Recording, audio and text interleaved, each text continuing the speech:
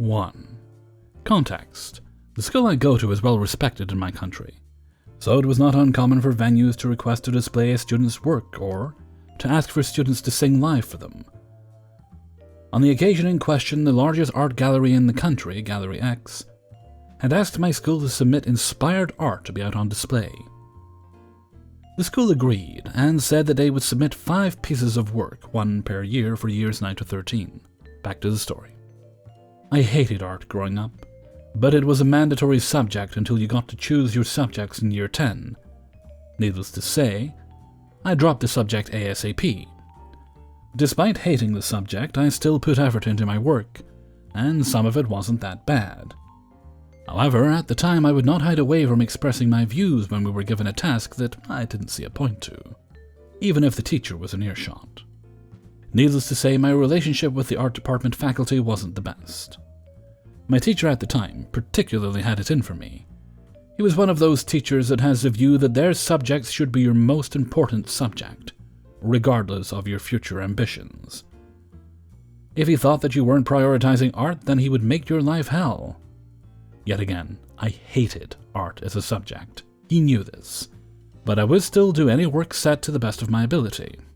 We had just finished a project where we had to mix different pigments to create our own unique color. Being colorblind, I struggled a lot as I literally could not differentiate between half of the pigments. I gave it my all, but ended up giving up halfway through the project. My teacher hated me for giving up.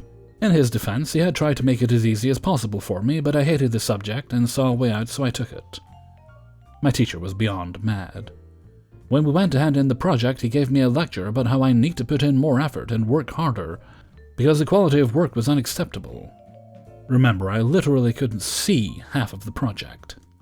Once that project was finished, my teacher told us that Gallery X has asked that we create some inspired art. We were basically shown 5 different paintings that we were supposed to recreate in our own way. There was a big fuss about this. People were saying that art schools would be giving out scholarships, that there was a $10,000 reward and other nonsense that 14-year-olds make up. But nevertheless, everyone wanted to be the one to have their painting in Gallery X. So for the next month and a half in my art classes, we would work on our piece. After the first week of working my piece, the excitement of the new project wore off, and so did my eagerness in lessons. My teacher noticed this and went from complimenting my work to yelling at me about what I was doing wrong. By the 4th week, I was over the project and just wanted to be done with this. With 2 weeks left on the project, my teacher pulls me aside to tell me that my work isn't good enough and I need to improve it. I tried to improve, but he kept on belittling me. So out of arrogance and spite, I made my art the most important subject until the end of this project. I dragged myself to each lesson while quietly working myself to the bone, counting down the days until the deadline of the project. After what seemed like a year to 14-year-old me, the second to last lesson arrives. The lesson was not for final touches or anything like that. My teacher had decided that he should review what each student has done and where they could have improved. He walked around the classroom, complimenting everyone's work until he gets to mine. I don't remember exactly what he said, but I'm pretty sure none of it was positive. I do remember, however, what he said when he finished talking about mine. "You can tell that OP hasn't given this any thought and hasn't taken this seriously." That stung like a bitch because, yes, I had lost interest in it, but I still worked hard in lessons and given it my best shot. The bell went, and I sulked out of the class with my tail between my legs. The last lesson finally comes and I can't wait to be over with this stupid project. This lesson was a big one too. The judges from Gallery X were coming to the school to judge all of the work. They come into our class, do all the formalities. "These all look so good. I have no idea how we can decide on only one," etc. Then they start walking around the room muttering to each other. The whole class has stood silently at the back trying to hear what they're saying. They do a full lap of the room, then walk back over to my spot. I don't even notice this as I've tuned out after they looked at the second painting.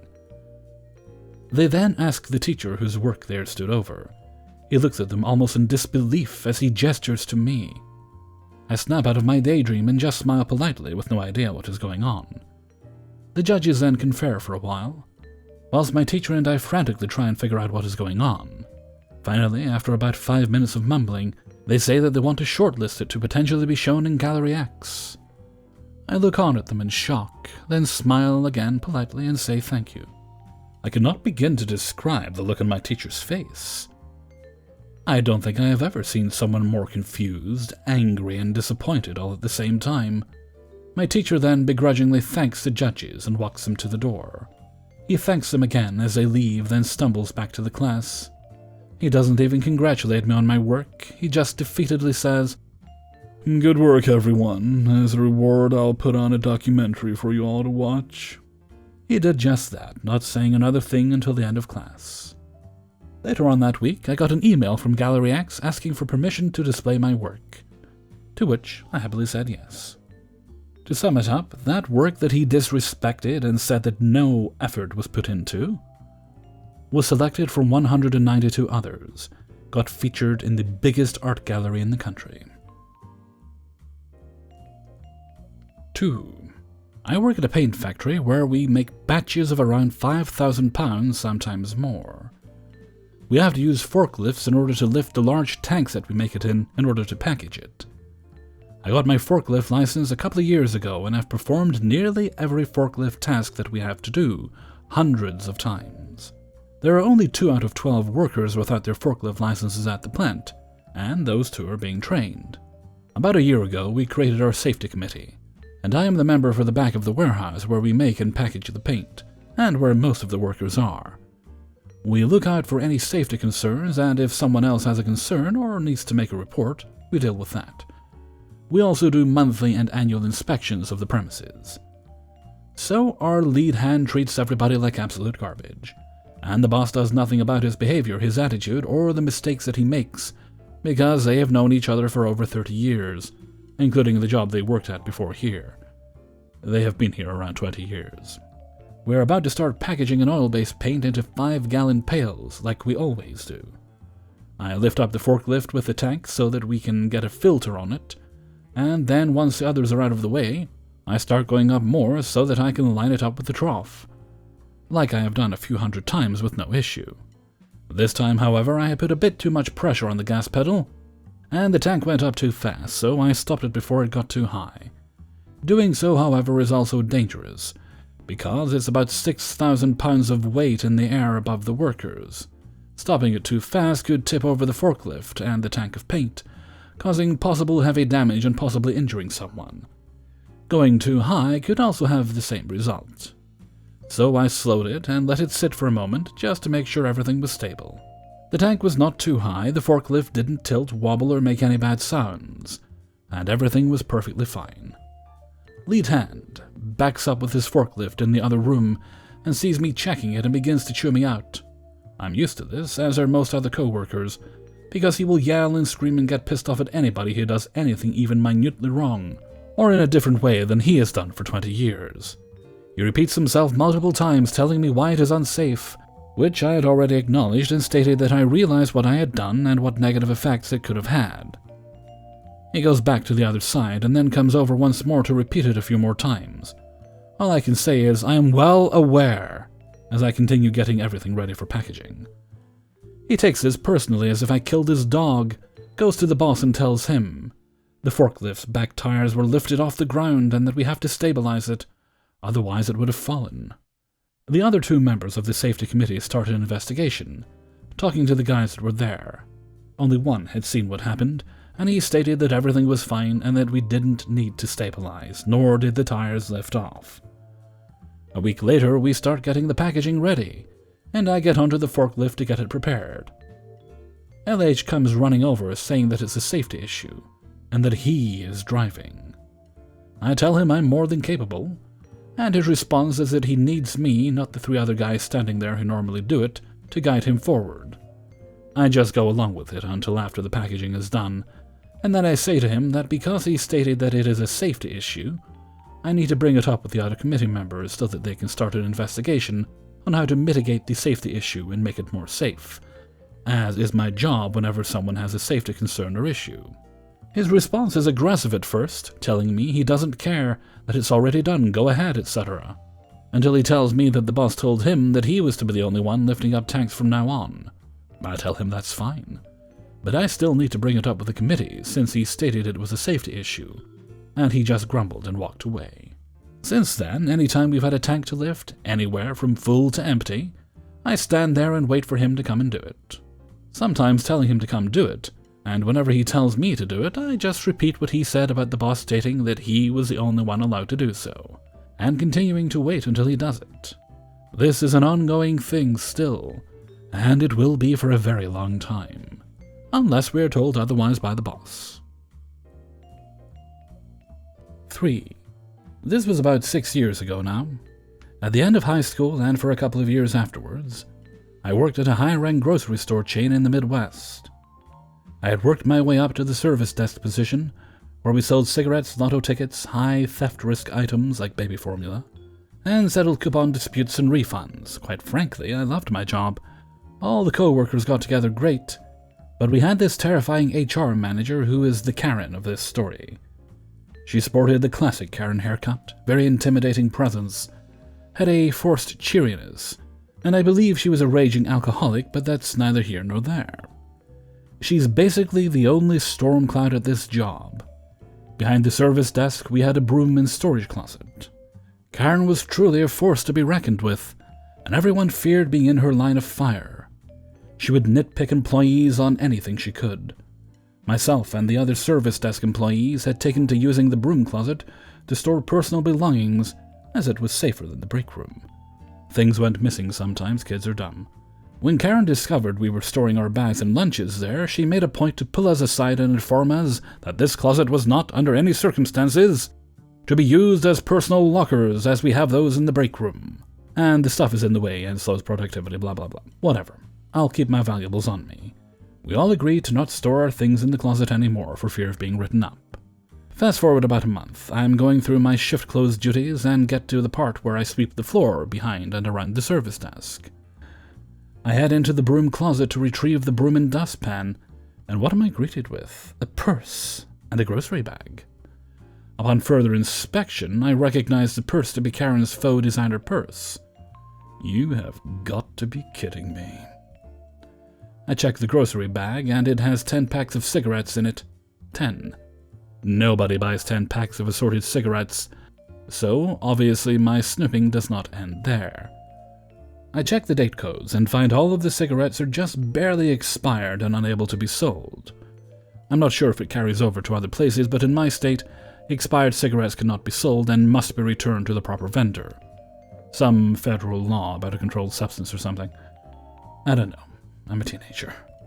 I check the receipt in the bag and notice one line of general merchandise at $1 times 10. At my store, we used a general merchandise input with a custom price to charge for items with a damaged barcode, and couldn't be scanned into the system. I checked the cashier ID at the top, and who else but the big K-Dog herself. So she sold herself 10 packs of expired cigarettes, at $1 per pack. Mind you, these cigarettes sell for about $8 to $10 per pack normally, not to mention the crime of selling expired cigarettes. That just sounds like stealing, but with extra steps. It's malicious compliance time, so I put everything back the way it was, and start sweeping while fuming the entire time, trying to figure out what I'm going to do about this, when my saving grace descends from the heavens. The sweet little front-end manager, who is basically a mom to all the cashiers, strolls over to have a chat and ask how my shift was going. I decide it's now or never. Not fully understanding the gravity of the situation at the time, I go through the small talk for a bit, before I just casually lay it on Store Mom that I saw Karen's purse in the broom closet, tied to a bag of cigarettes, and thought it was kind of weird. All the while, remaining innocent and curious, while I wanted to scream about Karen being a thief. To my absolute delight, this comment immediately furrowed Store Mom's brow, and she came around to investigate. She opened the bag of smokes, and her eyes went wide when she realized what I had realized only minutes before her. She was obviously pissed at this point, but calmly and quietly told me not to mention this to anyone else. I had a shit-eating customer service grin on at this point and agreed. Almost an hour has passed when I see Store Mom, bag in hand, go upstairs to the conference room, followed by the bigwig corporate loss prevention guy, followed by a straight-up police officer, Oh my god. At this point, I'm sweating bullets for Karen. I hear Karen gets summoned to the conference room over the employee walkie-talkie system. I see her trot up the stairs with a confused look on her face as she glances over at me, still wearing my fake customer service smile.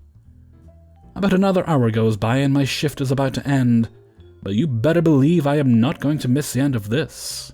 All of a sudden, I hear absolute stomping coming down the steps from the conference room. It's Karen. Her face is beet red, tears in her eyes, an expression that is the epitome of rage. And she's looking at me, staring into my very soul. Let me tell you what, if looks could kill, I would have been splattered all over the walls of the service desk. She's coming right for me, maintaining eye contact. And at this point, I'm genuinely frightened, but I keep my well-honed customer service mask on and stare right back. She comes behind the desk and stops a few feet away from me, just menacingly staring at me. I can basically hear her blood trying to rip from her veins. We both stood there for mere seconds, but it felt like an absolute eternity. She turns, opens the closet, grabs her purse, and leaves the store. That's the last time I saw Karen. She must have even moved away, because this town ain't exactly big enough for the two of us, if you catch my drift. I pestered store mom about what happened, but she didn't want to disclose much information about the situation, but did mention she was at least charged with retail theft and made passing comments about how she would never be able to work in a retail setting again. Good enough for me. The grocery store was a happier place. 4. I worked at a video store and we got a reasonable discount on the candy snacks and drinks. Company policy was to pay first and enjoy your items. But if you were someone like me who often worked open to close without even a proper break to leave, that added up pretty quick. It was just easier to keep a tally and ring yourself out at the end of the shift, or if the manager was there, he'd even let you roll it over to the next day if it was payday coming up or something. The unofficial rules of our rule breaking were pretty simple. It didn't matter when you paid, but you had to pay for what you took. And the only time it really truly mattered was that you had to pay before inventory day. Everyone who liked to keep a tab was kind of unofficially expected to count things they most ate, and make sure they hadn't missed one or two. It was common to grab something and then get distracted by a customer and forget to pay. This also meant that we often had large transactions of a dozen or more sodas, popcorn, candy bars, bags of chips or pretzels, candy, etc. The end result was an all-around win. The store got its money, employees weren't constantly ringing up single items, low revenue transactions, so the store transactions stayed higher. And it wasn't a hassle to grab yourself a snack. The district manager somehow caught on to the loose standards at our store, and even though everything worked, inventory was never off, even if you were sure you'd paid all your whatever. If you were the only one who ever ate that brand of candy bar, and there were 3 unaccounted for, you just ponied up and assumed you forgot 3 somewhere along the way. Everyone was happy, and the store numbers looked great. Well, the district manager decided we had to not only pay for each item, but print a receipt and tape it to the product like the handbook said. Our printers were these old-school dot matrix printers, so the receipts were the size of like 4 postcards, tiled 2x4. Huge. You had to fold it at least 4 times to make it even small enough to attach to a 20-ounce bottle of soda, and then tape the top and bottom of it, or it would flap around every time you drank or moved it. And we had to do the same with our chips and candy bars. But if you bought a drink and a candy bar, then you'd have to use both copies of the receipt, which just began to make everything look junky around the desk. 2 or 3 bottles of soda, bags of chips, candy bars, all laying around with whichever colored layer of the receipt got tacked onto it. And our paper use went up enough it was noticed as well. But the bigger issue was the average transaction amount in the store plummeted. We were now completing up to 8 individual transactions per day, many of them often under $1 each, and printing a receipt for each one of these transactions. Sometimes, just to avoid the hassle, we'd purchase our own drinks and bring them in, so you wouldn't have to tape a receipt to it, which meant the company didn't even make their few cents off of the purchases, and just missed out on the sales entirely. They never gave us permission to switch the rules back, but I never got tired of watching the district manager try to figure out why our numbers shifted so much in the store, or why we suddenly went from one of the top performing to middling at best. Side story I forgot to mention, this also royally screwed up the soft drink orders. We all went from drinking several sodas per shift to just getting them with our meals when someone ran out for food. Originally, we were buying our drinks at work because you usually already had one open. But eventually, most of us were arriving with drinks, buying one from the restaurant when we got lunch, then maybe grabbing something late in the shift if we had already drained everything else and didn't want to clock out to go buy a drink elsewhere.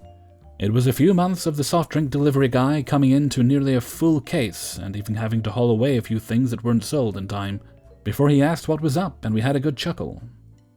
And if anyone's wondering, no, we didn't all drink 3 to 5 bottles of soda a day. But the bottled water and the sweet and unsweet tea were also just called soda where I came from. They cost the same, they come in the same bottle, delivered by the same company, so it just all got classed into the same group. We didn't have a water fountain or cooler or anything. So if you worked all day alone or were too busy to leave, you just had to eat and drink what was available in the store. 5. This was around a decade ago. I had a newly minted master's degree and a brand new position in a third-party market research and program evaluation company, doing a lot of work for government agencies. Even though I was an analyst, I was given one of the oldest workstations in the office, a Pentium 3 with 256 megabytes of memory. This was the end of the 2000s, mind you. Most systems were being built with gigs of memory at that point. It was slow as fuck, taking minutes to open Office documents. I think some of the RAM was bad because it had a tendency to just reset itself when it ran out of resources. Since my work always involved having multiple documents and tabs open, and sometimes resource-intensive statistics programs, it crashed a lot, and getting anything done was a pain in the ass. I wasn't the only one. Several of the assistant analysts also had decrepit relics of the late 90s in their nooks. They didn't have actual offices, just nooks. At least there weren't cubicles. We complained about the state of the computers, but since we were a branch office of the company, we pretty much got ignored. We could still do the work, right? Head office didn't like spending money. This place considered itself a small business, and small businesses always skimp on the IT. We could get most of our work done, it was just laggy and slow and occasionally resulted in rework because of crashed systems. They were going to use these relics until they died. Well, at one point, me and one of the assistants got put on a major project for us, working with one of the managers from the main office, several provinces away. It was a continuation study, something that was run once every couple of years or so. And in the weeks leading up to the rolling out of the current version of the survey, we had to crawl through the datasets of years gone by, using Excel. There were over 6,000 records. I know, that's a small dataset for some, but for our company, which usually had datasets under 500 or had qualitative data, that was huge. And the survey had a lot of iterative fields, so it was a massive file. We'd been complaining about the computers for months at this point, only to have everything fall on deaf ears. Our manager would keep asking for specific pulls and queries from the dataset, and we'd do our best to fill them, but it was a pain in the ass because it would take 5 to 10 minutes usually to just get one field in the data. He was starting to complain about our lazy asses and how long it took to get info. The assistant and I both wanted to work, and wanted to be more productive, but our wings were well and truly clipped by these garbage computers. So we decided on some malicious compliance. At one point, the manager asked us for some simple pieces of data, so we divided up the task, and then set our computers to sorting the datasets. This particular sort would take our computers about 30 minutes. We set up the sort and filter criteria, and then let it run. Then we went over to a local coffee shop, got some confectionery excuses for coffee and baked goods, and took an unscheduled break. We literally could not do any other task on any other project while that occurred. Computers literally unusable, and all our current work was on the computer, so we chilled, finished our coffees, and vetched about the workstations. Both of us were geeks who had decent homebrew gaming systems at home. We knew these things were about 7 years out of date and not up to what we were doing with them. And also how a real system should respond to an Excel sort not that long. When we went back, we saw that all our files were still sorting and proceeded to chill in my office talking about anime. Then I got a call. It was the manager.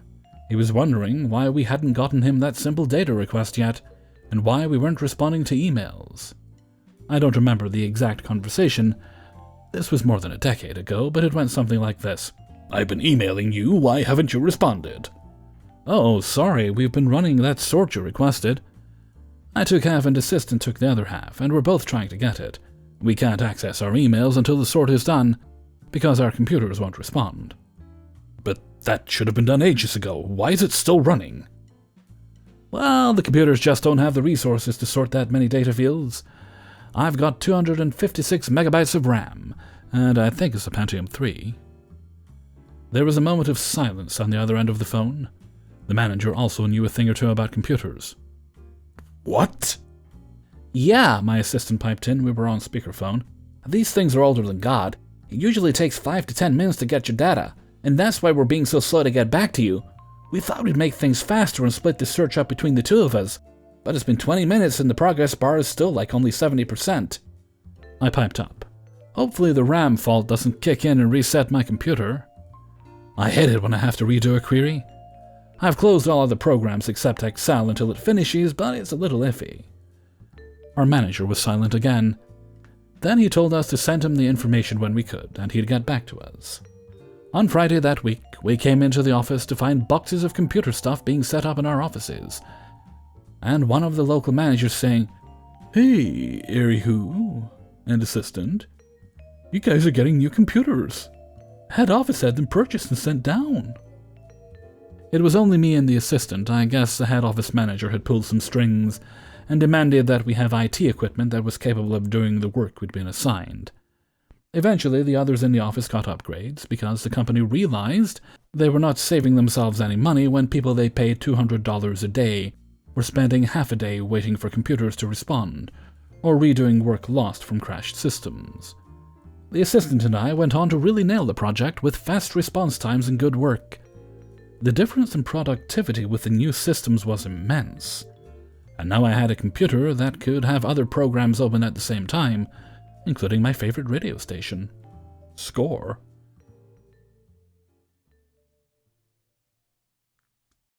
Hey everybody, Hellfreezer here, and thank you very much for listening to Revenge is Ice Cream, number 58. And thank you very much to everybody who allowed me to use their stories in this video. I'd also like to give a note of apology to everyone who attempted to join the stream at the weekend.